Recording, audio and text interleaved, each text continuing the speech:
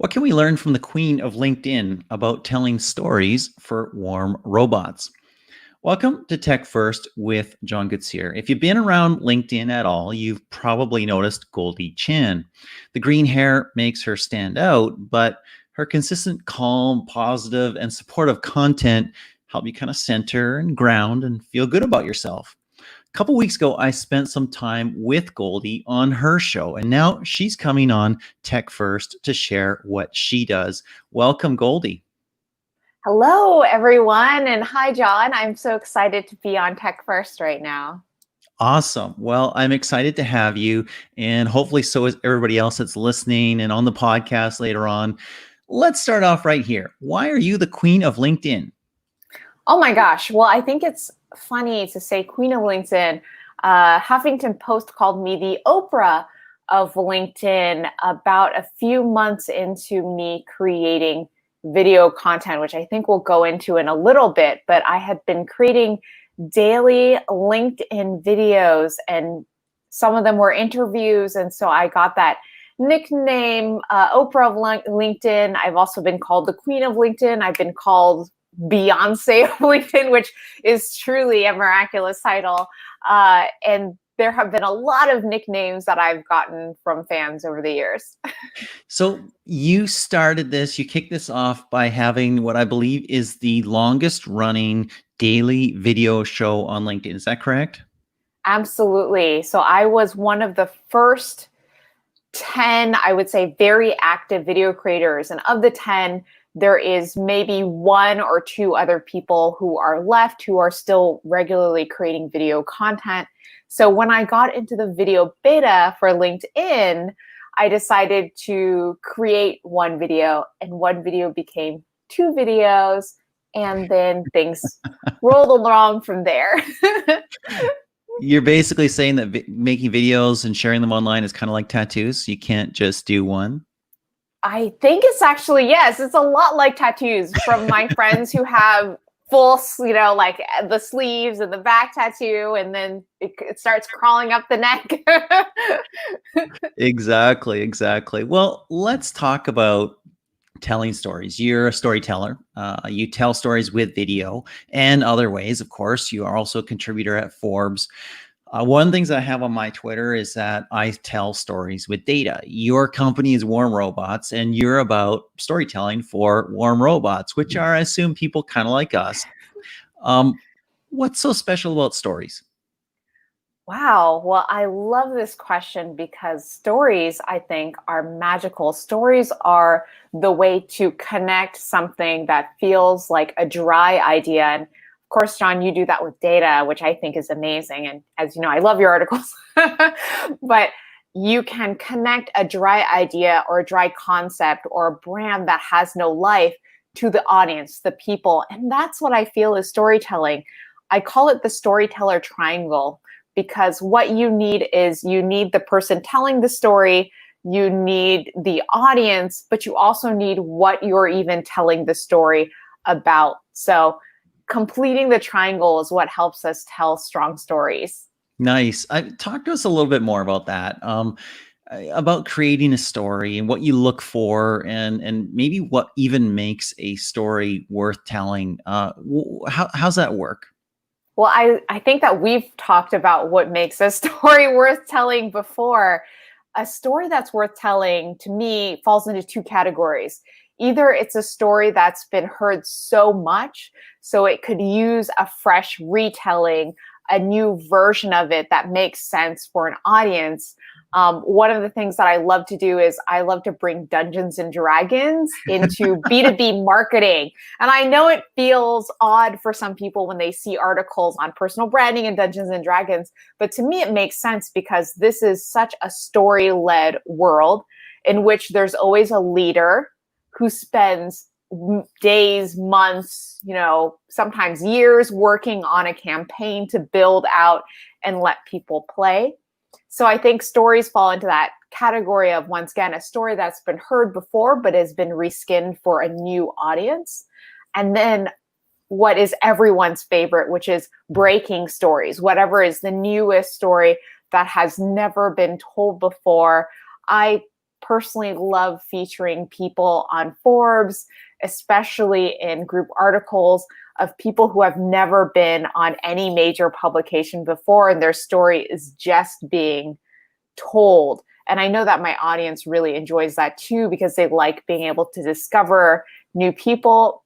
I will say the cutest thing though, and I don't know if you've ever experienced this, John, is when I get people who send me pictures with their mom or their dad or their grandma even, and they were like, look, I got into Forbes and, here's the clipping, like, or they printed it out, or it's just like a picture of them with their grandma, like holding up a printed version of the Forbes article.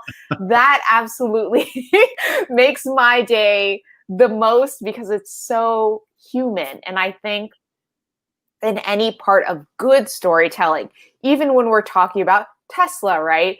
There is a human element, and that's what makes storytelling great, is we pull in those human foibles or weaknesses into trying to tell a story. It's interesting because when I'm looking for a story, I'm considering doing a story, I'm always looking for what's a surprising angle. What's the part that you didn't expect? What's the part that is odd, or what stands out? What makes it spectacular, right? And it's interesting because you can have the most obscure story ever, but if you connect it to something that matters, it can be a really, really big deal. So I did a story like a week ago on the IDFA. Have you ever heard of the IDFA?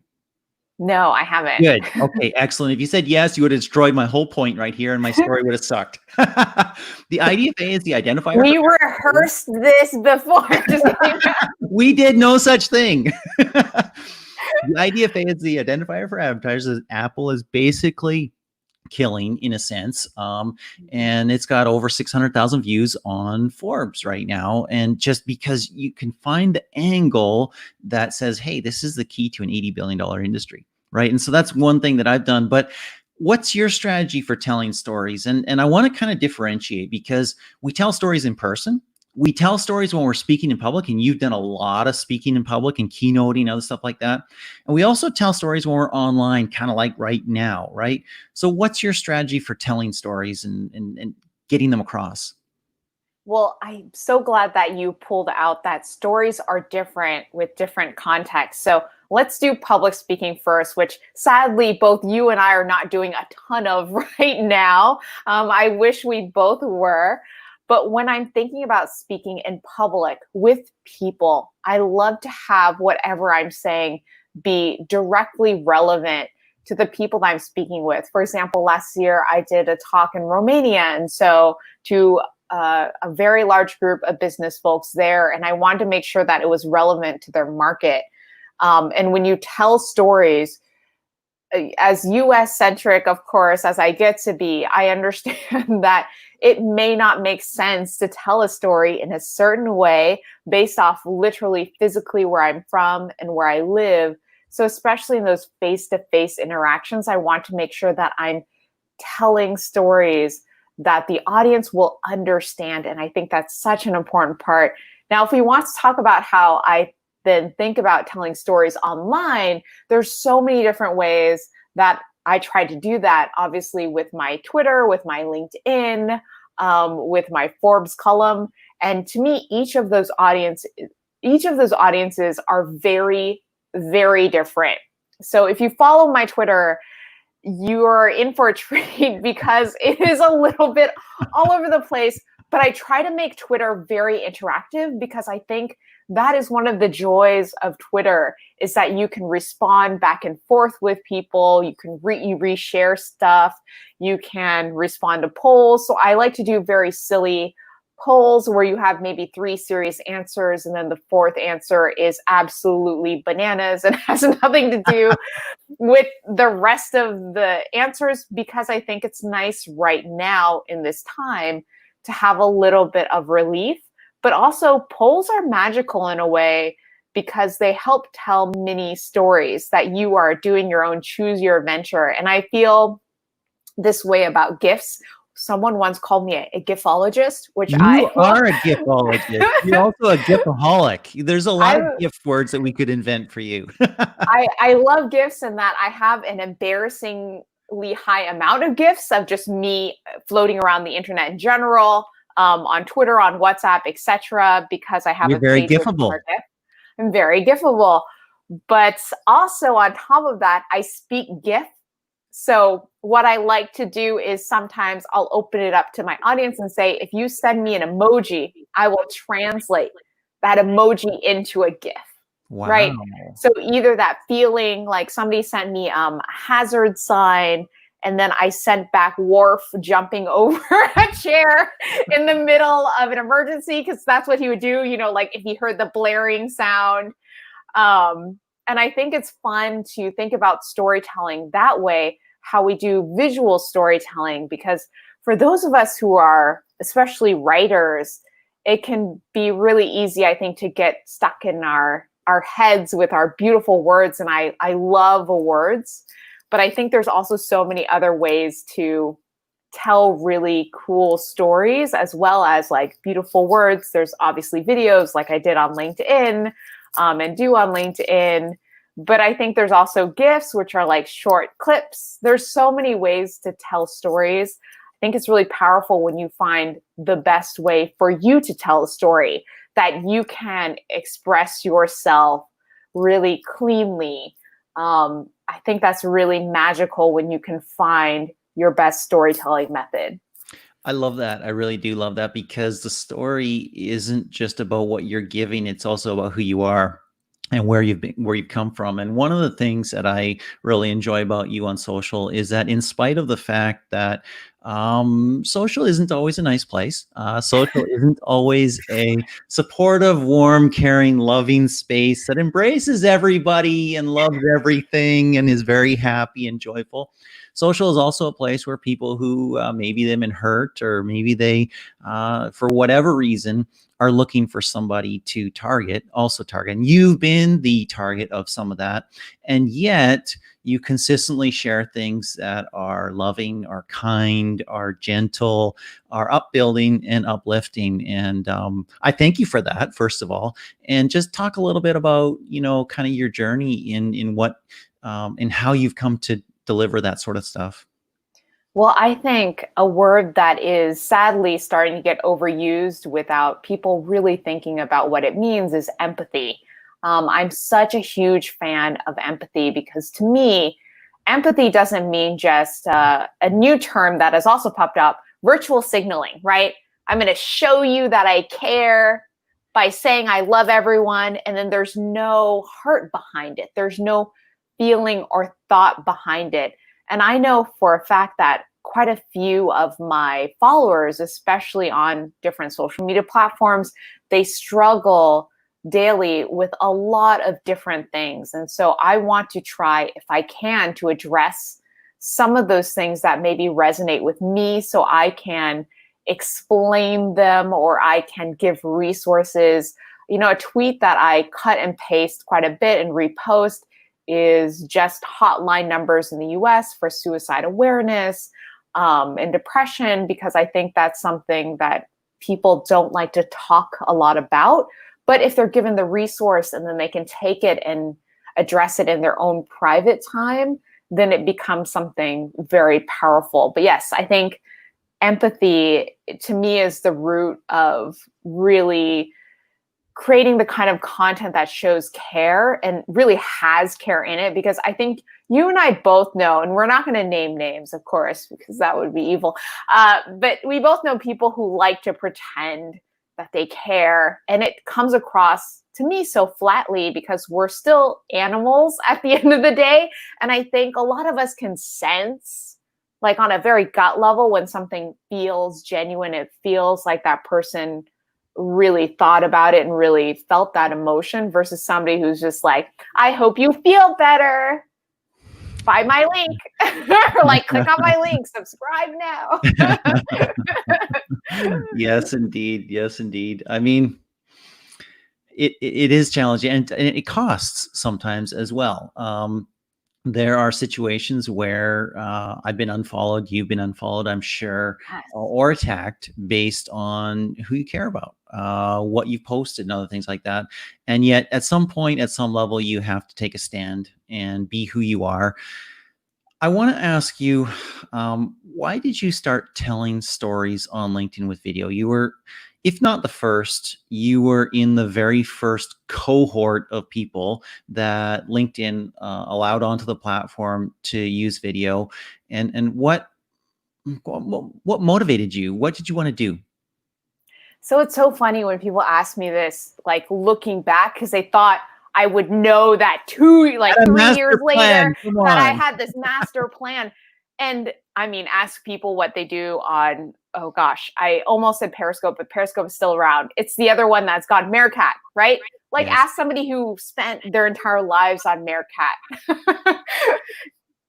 They didn't plan for it to also go down. So when I started on LinkedIn, I got into the video beta, and it's pretty hilarious to me, the story, because I had just left a head of marketing job at a social analytics startup. So this is like serious marketing. I've had a pretty serious marketing career for over a decade, and I was burned out. And I decided to just start creating video content, mostly because none of us want that gap in employment. And when you go in for interviews, you want to be able to explain what you've been doing with all this time. And of course, most of the time we're just having reflective recovery time, but it's nice to say, oh, I was working on this small project. So I made one video became two videos became 20 videos. And I think around 20 consecutive daily videos, that's when Jeff Weiner featured me in a keynote on new LinkedIn creators. And I thought, that's like, I didn't expect that. That was not like I was gunning for it. I planned for that. I had zero plan for it. So my videos were on branding and marketing and pop culture. So I looked at everything from trains in America to Harry Potter to all these phenomenons that you could put numbers and historical context behind. And they were just mini episodes. And I think I did my first 50 consecutive daily videos were only on that. And as things progressed, things got more and more, I like to say, nutty, because I kept thinking I would stop. So I thought I'd stop at 20, but then I couldn't because when the CEO of a platform shouts you out, you don't stop. And I kept thinking I should get gainfully employed, and I was starting to pick up, ironically, clients that I was not trying to pick up clients for, but I thought, great, I'll just do this client work until I once again get gainfully. The goal was to get gainfully employed. And I'm about, say, 80 consecutive daily videos in. I'd passed that 50 mark, which I thought I'd stop at, and I didn't.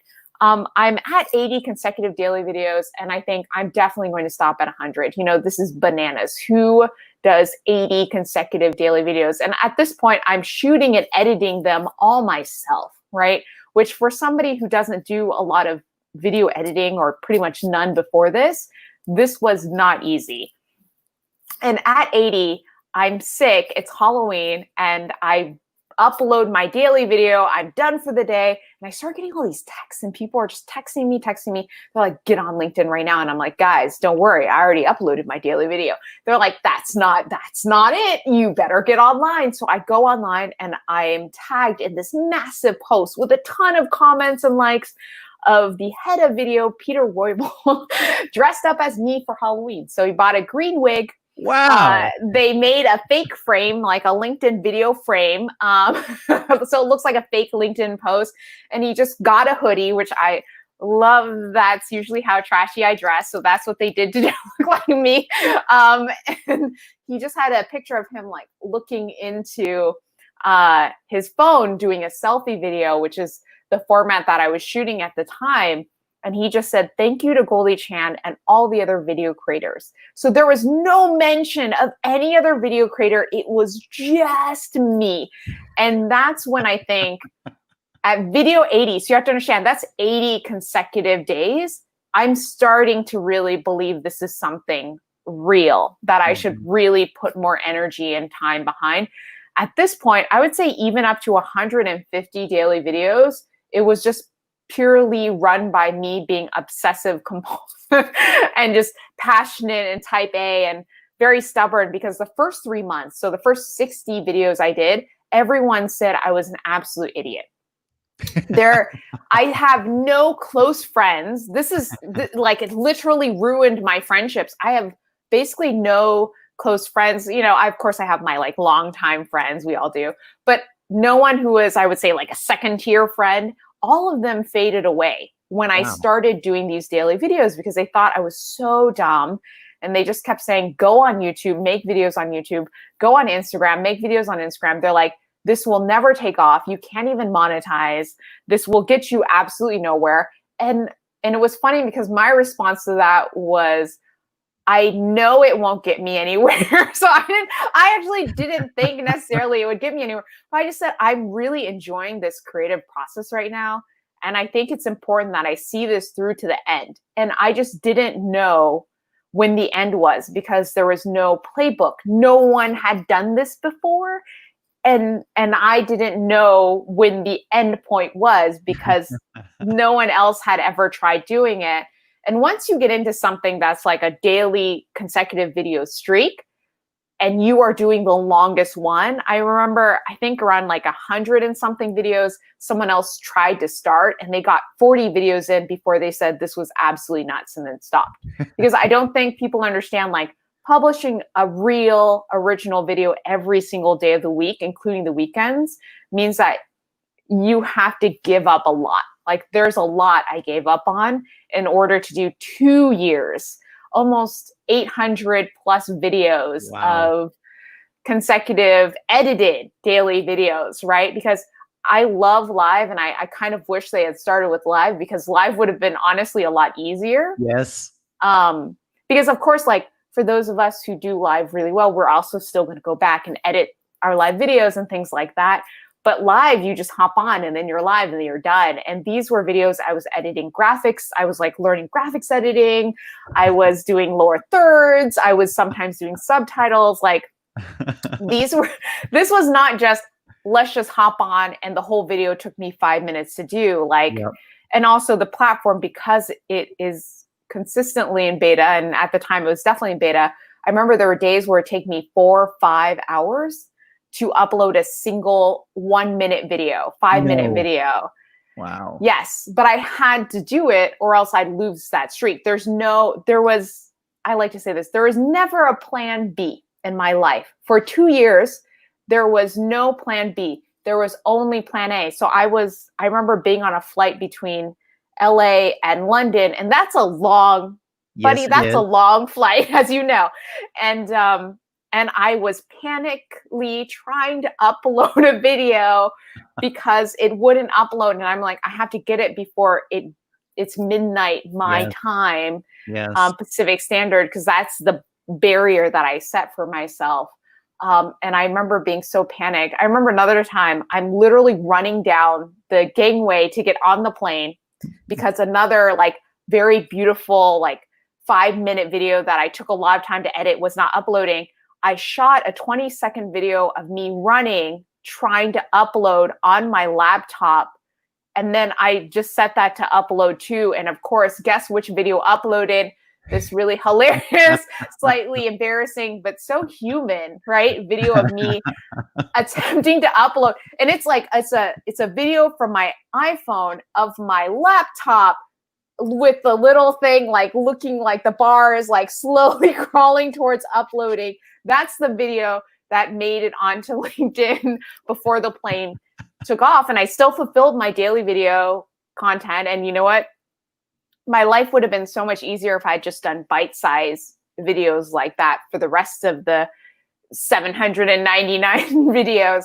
But it was much, at the end of the day, I thought it was so fulfilling that I shot and edited so many videos, just that in general, even if nothing had come from that, because it was so good to learn how to really edit, how to think about timing and lower thirds and all this other stuff.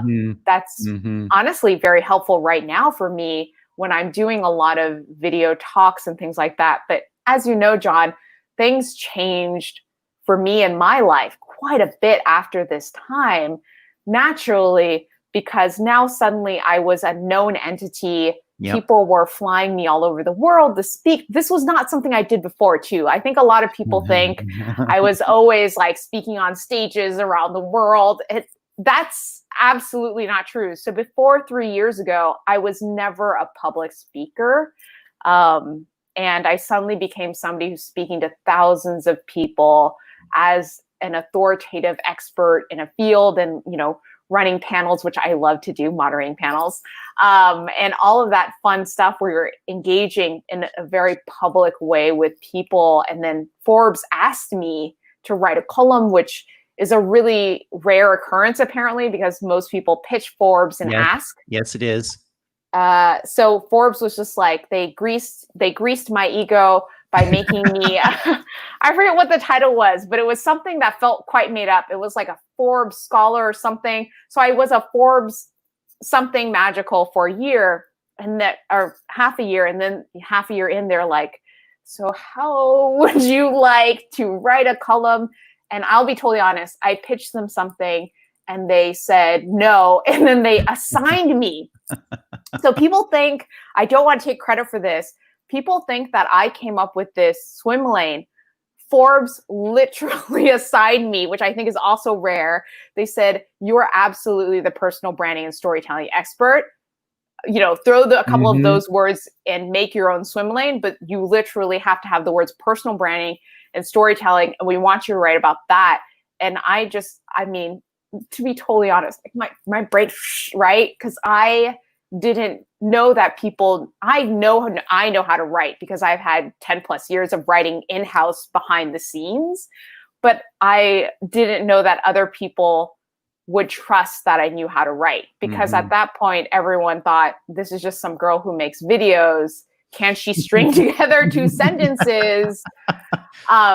Because, as we both know, there's people who are magical on stage. There's people who can make video content, but can they write? Writing is so specific, and words are so magical because when you put them together in one order, they're super offensive. And then when you put them together in a different order, they're so like warm and considerate. And it's such a craft to be able to write. And so I'm so thankful that I get a venue that was literally assigned to me by Forbes writing about, and they were so right, because I now think back on that original column idea and they were so right. So I'll just say, Forbes, you were right on that.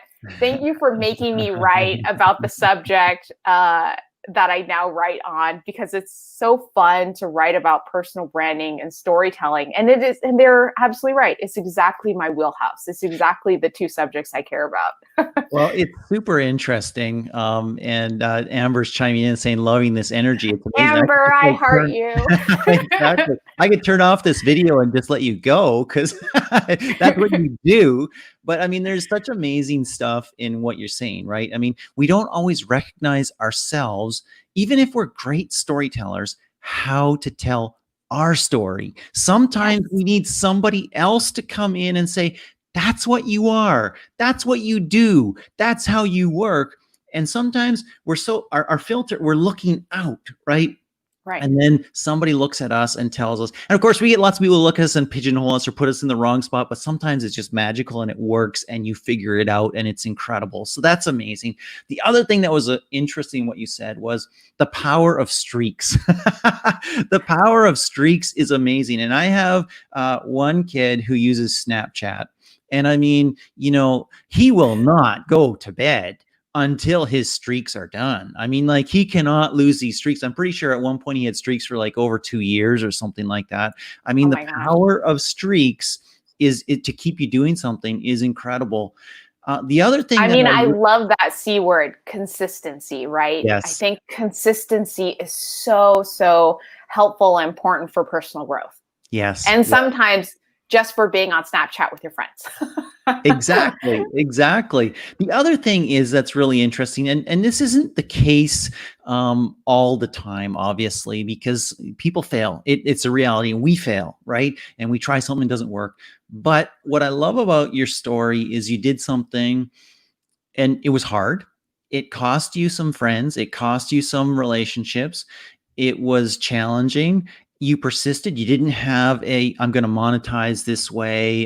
This is how it fits into my career. There was no grand plan. And yet it's worked out incredibly well. You're an Adobe ambassador. You've spoken at lots of different places. You consult with a ton of, A-list companies. It's very, very impressive, and congratulations.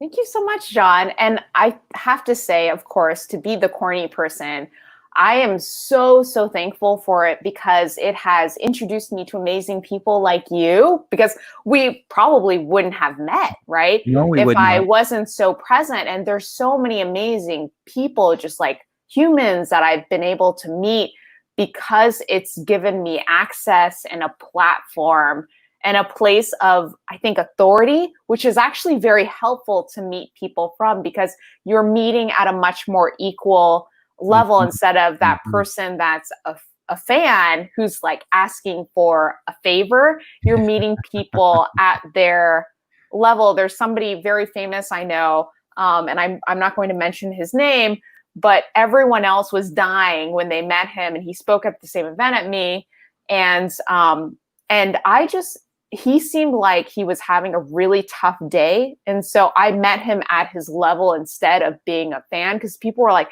take a selfie with him. And I said, I don't need to take a selfie with him, but I do want to hear his story. So he seemed so sad. He had just gotten off a call with his daughter.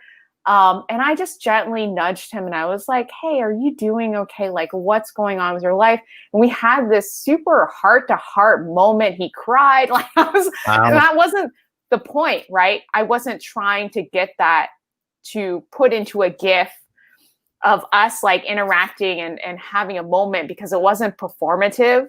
Yes. It was real. And I really wanted to know that this human being was okay. And I'm pretty sure, like, and even the conference organizer was just like, he was blown away by you, Goldie. He's like, who's that weird green haired girl that made me cry? But I feel like when you have those real moments with people at their level, and you treat everybody at the same level too, you'd be surprised how much farther you can go when you're not either idolizing them or looking down on them. I could not agree more. I mean, everybody is human. Has the same. We are who we are, right? We treat everybody as you would like to be treated, and I think that goes far.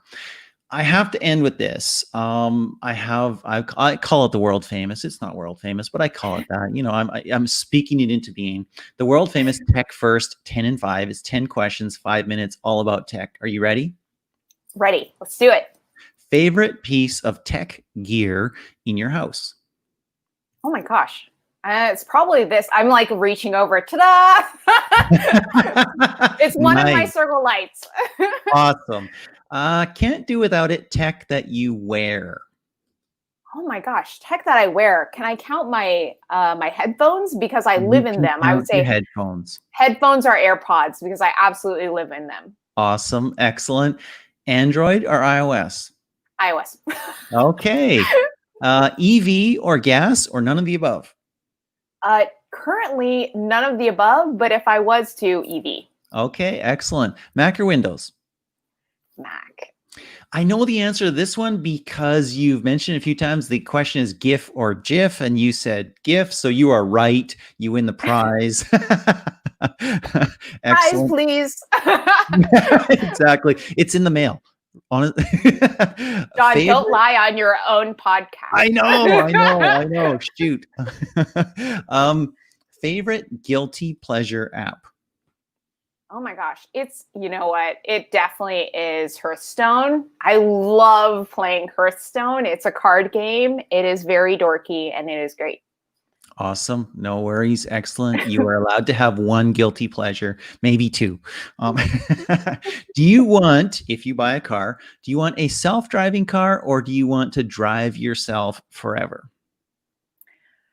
Gosh, I actually am really excited to watch how self-driving technology develops further. I don't think that it's mature right now, as I'm sure both you and I have seen it and been in the cars in action at Yes. CES in Las Vegas. I I don't think it's safely mature enough for regular consumption. But when it will be, I will be very excited for our self-driving cars. Excellent. Yeah, I was at CES, I think it was 2 years ago, and I was supposed to say, "Hey, Alexa, bring me my car." And yeah, it didn't function. So It didn't function. Yeah, Probably got it there's now. so many of those things too, where they have the grid lines and the car is supposed to know it's supposed to park between the lines. And I Yeah. watch it sometimes and it's a little terrifying. But I think once we get it right, our robot overlords will take care of everything. Exactly. Once I stuck my foot in front of the wheel, just see what it would do, but I chickened out, so we'll never know. But John, next time, take your foot out of your shoe, take the shoe and put the shoe in front of the wheel. Ooh, wisdom. Okay, Wisdoms. Elon Musk calls you up and says, "Hey, Queen of LinkedIn, do you want a free trip to Mars? Are you in or are you out?" Oh man, that's tough because I would not feel comfortable going to Mars unless I knew that I could undergo the rigorous training like physical training. So I would need to do a physical to make sure that I was healthy enough to go to Mars without disintegrating in space first. I'll give that non-answer of like, I would need to know if I was physically able to even consider that option. Okay. And this is the producer side of me talking, of course, the risk management. Yeah, caution, no worries. It's all good. Alexa or Hey Google or Hey Siri? Oh gosh. I want to say Alexa. Okay. I think it's so tough. They're all good in their own ways. Very good. Very polite. I mean, excellent. Well, thank you so much, Goldie. It's been such a pleasure having you on the show. It's always so fun to talk with you, John. Excellent. For everybody else, hey, thank you for joining us on TechFirst. My name is John Koetsier. I appreciate you being along for the ride. Whatever platform you're watching on, hey, like, subscribe, share, comment, all the above. And if you're on the podcast later on and you like it, please rate it and review it. That would be a massive help. Thank you. And until next time, this is John Koetsier with TechFirst.